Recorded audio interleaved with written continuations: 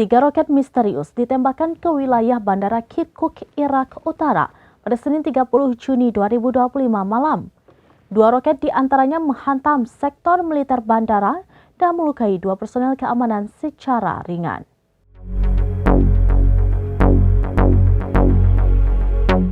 Tiga roket misterius ditembakkan ke wilayah Bandara Kirkuk, Irak Utara pada Senin 30 Juni 2025 malam. 2 roket diantaranya menghantam sektor militer bandara dan melukai 2 personel keamanan secara ringan. Sementara itu, pejabat keamanan Irak menyebut roket yang digunakan berjenis Katyusha dan mendarat di area militer bandara. 1 roket lainnya jatuh di lingkungan Uruba, Kirkuk dan merusak sebuah rumah warga tanpa menimbulkan korban jiwa. Dilaporkan 1 roket jatuh di dekat landasan pacu bandara, sementara lainnya mengenai permukiman di luar kompleks. Hingga saat ini belum diketahui pihak yang mengklaim bertanggung jawab atas serangan roket tersebut. Sebagai informasi, Bandara Kirkuk diketahui digunakan oleh Angkatan Darat Irak, Polisi Federal, dan kelompok paramiliter Hashd al-Shahabi. Dikabarkan wilayah tersebut rawan konflik dan aksi kekerasan bersenjata.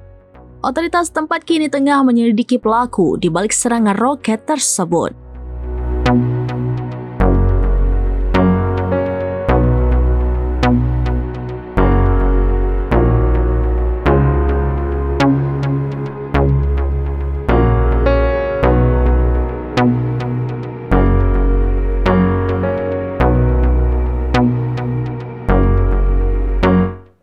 Demikian informasi terkini Syedara Lun. Saksikan terus beragam informasi lainnya. Coba like dan share seluruh akun serambinews.com.